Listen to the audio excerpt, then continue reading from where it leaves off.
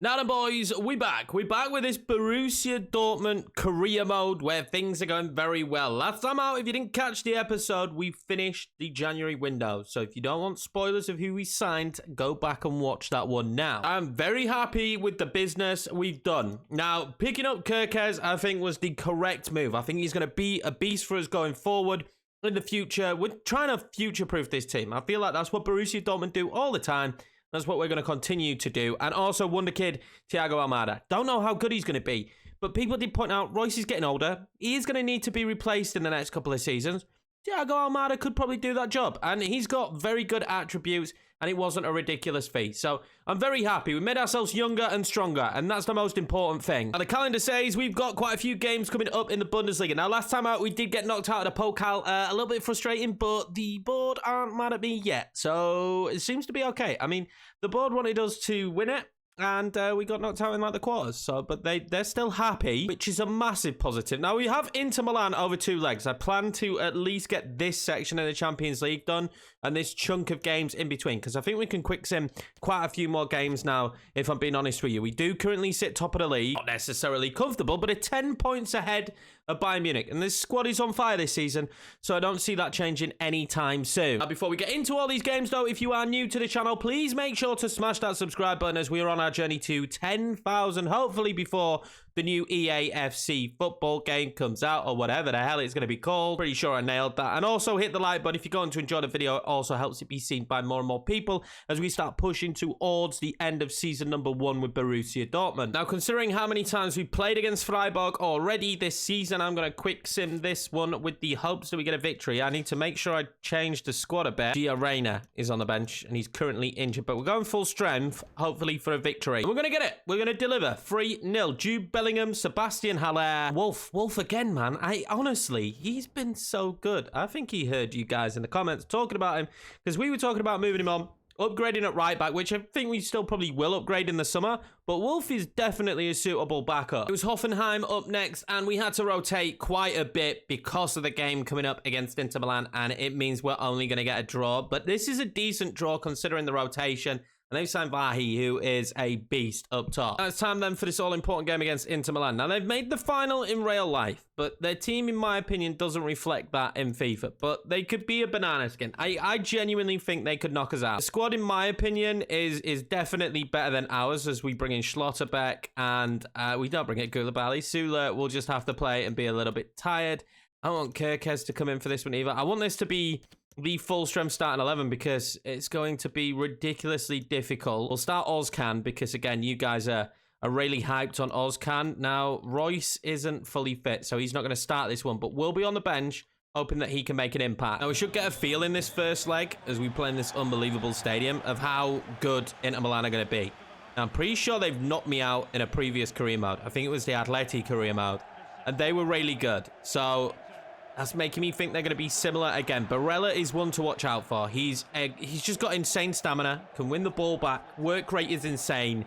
He's one to watch. And then, of course, Lautaro Martinez and Lukaku up top. Oh, dangerous. Very, very dangerous. Do we have the back line to deal with them? We're going to find out here. Barella with a shot. King Kobel again with a save. This man is unbelievable. I literally don't feel like we need to upgrade goalkeeper. They've signed Grifo as well, who is a beast.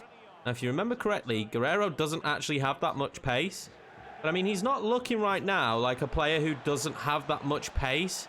They'll try and play that one into Marlon. There's nobody else coming up with him, although we might win the second ball. We do. And Sabiani now. I'll drill that one across to Ozcan. Can Ozcan shoot?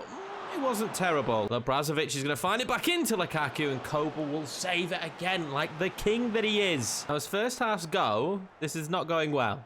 But the most important thing is Jude Bellingham might have just played in Sebastian Haller for 1-0. Oh my God, what a save, Onana. As I was saying, though, the most important thing is we haven't conceded. So that's positives all around, as I thought Guerrero was going to win that. That is positives all around. The fact that we haven't conceded. Jude Bellingham again.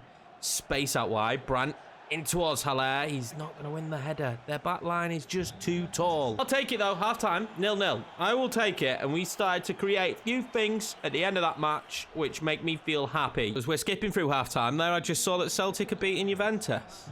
And Juventus are in the mud in real life, right? So, I mean, Celtic, beating Juve. Do we see that one ever happening in real life? I bet Celtic fans would be absolutely over the moon with that. They've signed Granit Xhaka. He's come on. And Ozcan now is down with an injury. Granit Xhaka, who probably should have got a red card for that, knowing Granit, may have just led them to an opportunity to score. Kobel again. Big save. Kobel be the thumbnail 2 episodes in a row? Because right now, feels like he should be. Ozcan's going to have to come off. And Chan is going to come on. Apart from that, no changes yet. We've got Royce in the bag, though. Royce could be the difference maker. So far, this second half is not feeling like we ended the last half. Because we're just not playing as well, although is that maybe a ball inside to Daniel? Daniel has to win that. I mean, we're not getting very lucky with our passing. Our passing out today has been super scrappy. They're definitely playing their way, but at the same time, we are stopping them when it comes to the final third. Well, we was stopping them until that massive save again from Kobel. Here's the reason, without a doubt, if we come away from this leg without conceding, like he literally is. If we don't score here and the ref blows his whistle, we actually get a chance with a clean slate at home. That is all down to Kobel. Unbelievable stuff from him. We'll take it. 0-0 at the San Siro. Not a bad result. Now, aside in real life that have near enough just handed Dortmund the title in real life is RB Leipzig. We're going to be playing them next. I'm going to rotate the squad just a little bit. I'm going to keep Haller on, actually. He's just been too good for me this season. Let's get Royce back in the starting 11. I'm going to give Almada his first start there as well at CM. I'm pretty sure he could play it. Caicedo back in the team. Having to rotate the backline a little bit for this one. Back to the Bundesliga after this, though, so it's not too bad. Not like we're instantly going straight back into the Champions League game. It's in the snow as well. No, we get lots of injuries when it's snowing. I don't want that. Let's hope for a good result, though. These are big games, man. Leipzig is a tough test, and we've had to rotate for it, so that's never going to work in our favour, but see how we get on in this one, and let's see how Almada gets on. They signed Reyerson. I forgot that. Reyerson starts today. Imagine he goes and scores. Well, he doesn't. He assists and Kunku to make it 1-0 Leipzig. What a devastating moment in this series when Reyerson assists and Kunku. You're not even meant to be... Well, he is meant to be there in this season, I guess. He won't be there next season. He'll be at Chelsea, but I think in the game, he will be there. We seem to be struggling right now at this stage of the season to string just normal passes together. Haller, though, might play in Adeyemi. Adeyemi was clever. He plays it in, and we're going to be right back into the game with Royce. Of course, it's Royce. I forgot to give the man the armband. Just pretend it's on his arm. 1-1 back in it. Here come Leipzig again, though, and they're just playing that tippy-tappy football around the box. Oh, my God. They have had 2 attacks. They've scored both. I mean, the football that they are playing right now, it's like playing against prime Barcelona. Look at this from Timo Werner. Like, literally, look at that. He flicks it up. I think it's such a stunning goal for Legendary. We start the second half knowing that they've had 2 shots, 2 goals, and we've had 1 shot, 1 goal. So seems every shot is going to be a goal in this one. So if it's going to stay that way, then let's have more shots, please, lads. Our attacking prowess seems to have died down a little bit. The flame that we have, that was our unbelievable offense, has disappeared. Look at that for Mats Hummels. But they're going to retain the football. Again, our players do not seem positionally in the correct positions. I might need to change this tactic. Because right now, it is failing us miserably. And up against Inter Milan, it might do the same. Can we get a breakaway? Della Vega, I trust in you. He's on. Pedro Della Vega to get us back into it. No, save. Right now, it feels like we're just doing whatever it takes to keep the scoreline what it is. Because it doesn't feel like at any moment during this game, we are going to get the goals we need. We just didn't have enough time for any of it to take an impact. We're going to lose this one to RB Leipzig. They were the better side. We were genuinely horrendous. I think that might be the worst performance I've seen from the boys this season. Can't afford one of those mid-season slumps. I just can't. Going into the home stretch now, I just cannot afford that. Let's make a few tweaks, a few changes, and hopefully we'll have an answer for the Inter Milan squad. But with tactical tweaks in place, we took on Cologne, where we do manage to bounce back with a victory. Haller with a brace. I had a red card as well. Julian Brandt, though, scoring the winner in the 89th minute. Good news as well. Giovanni Reina is coming back from injury. We know how impactful he can be.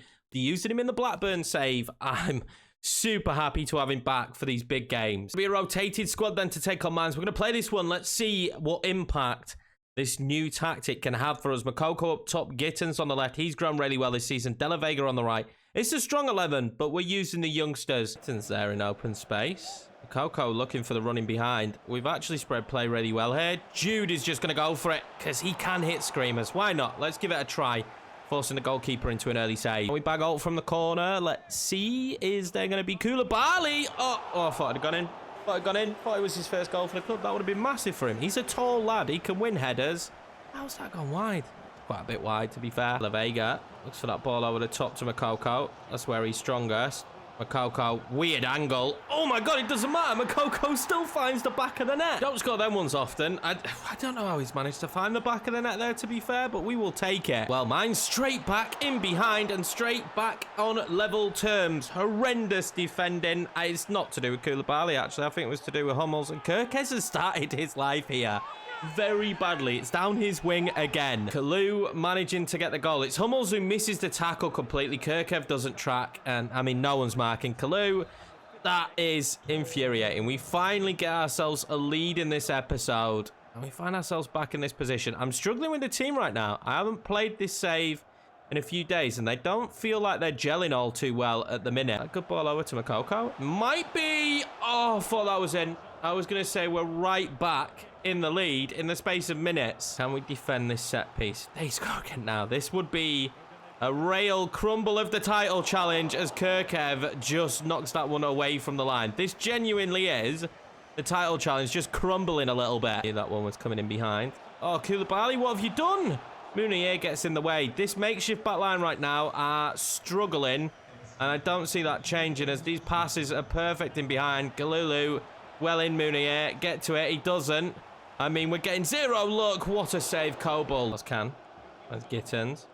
Gittins rolls that one around to Bellingham. Bellingham looking for the ball over to Makoko. He's been marked tightly. This one might work out to De La Vega. Oh, he had the runner. Gonna be a terrible touch from Mounier. Honestly, the team we got out there right now are not doing me any favors whatsoever. Time for the changes. They need to be made. I'm gonna actually swap this around a little bit. I'm gonna bring on Almada and I'm gonna push him up to Cam. De La Vega off for Gio Reyna, although he lacks mark sharpness. We're still bringing him on. Bellingham can stay on. Coco off for Haller and Gittins off for Yadieme. Let's just see if this has the impact we need. We need a goal. A free kick. It's not a dangerous one because I'm terrible at these, so I'm just gonna kind of pass the ball into Haller and hope that Haller holds it up well. He does actually. Yadieme out wide.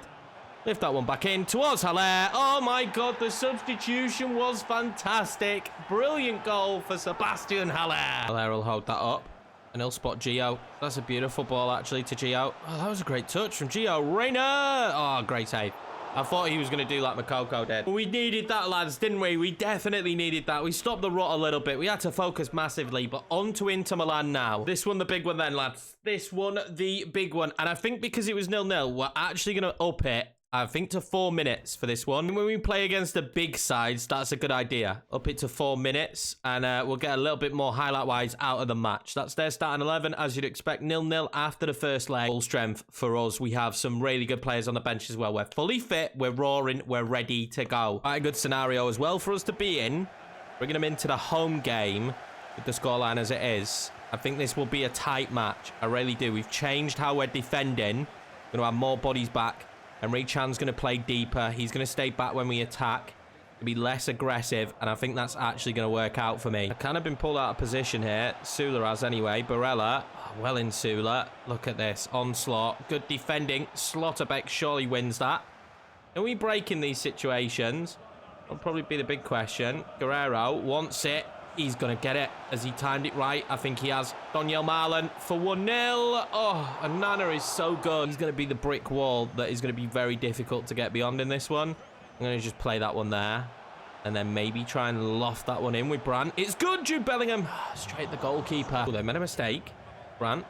Marlon. Is that one across to Guerrero? Guerrero then. Oh, that's continued to be good. Brandt back into Haller again. Went near post. Didn't happen. Is that Jude Bellingham down, holding his shoulder? That is dangerous. It might be Marlon, actually. It was Daniel Marlon, and we've just seen him signalling that he needs to be substituted. Not ideal, to be honest with you. Could Almada play there? He can. Let's play Almada on the left. Well, on comes Thiago Almada. Massive moment for him now. Sebastian Haller from corners. Oh, he's rattled the bar. Tell you what is huge. Me not realising that Inter Milan have signed Virgil van Dijk. How the hell have Inter Milan signed Virgil van Dijk? Unbelievable. No wonder this back line is a mammoth task to get behind. This is such a strong back three. Like, legitimately ridiculous. Oh, this is dangerous. Hakan behind for Lukaku. If we don't win this game, obviously, Letao, what a save from Kobel. If we don't win it, we might get sacked. There is also the plus side that if we did keep our job, we could just focus on winning the league this season. I don't think that's going to be an option, though. Hakan plays that one centrally. Letao wanted the ball across. Nicholas Sula, you legend. Mada. Does he have a pass on him? He does. It's not good enough, though. It was too straight down the line. Virgil van Dijk makes a mistake, though, up against Sebastian Haller. Haller, back out there to Almada. The footwork from him. I'm just trying to see if I can slide anyone in behind, and right now it doesn't feel like I can. Almada finds Brandt. Oh my god, he pulls it wide. The biggest moment of this game so far. It's been a stalemate, which is what we expected. Inter Milan just play that kind of football. It has been a stalemate, and that maybe should have been one of those big moments where a big name player, Julian Brandt, just steps up and bags the goal we needed. Bellingham though, over to Brandt again. Good footwork, maybe. Skriniar is an absolute beast in that position. But they're making subs now. Goossens is coming on. Denzel Dumfries coming off. I don't feel like we're at a point yet where we need to make a sub. I think we're still at a point in this game where we are deadly enough that we can find the back of the net with the squad that we've got out there. We're putting a bit more pressure on now. Corner into Milan. Oh, they fooled me a little bit there. Guerrero. Oh, Wolf. Good footwork in the end. Oh, is this going to be a bit of play through? We'll take a free kick. We won't get a free kick. We'll take the football, though. Bellingham. Oh, this could be dangerous. Julian Brandt. He knows he's got to go to Almada. Oh, it's a good touch. Almada. Oh, my God. It's blocked by the defender. He beats the goalkeeper, but blocked by the defender. Right now, we are heading for extra time. It's not where we thought we would be. Brandt.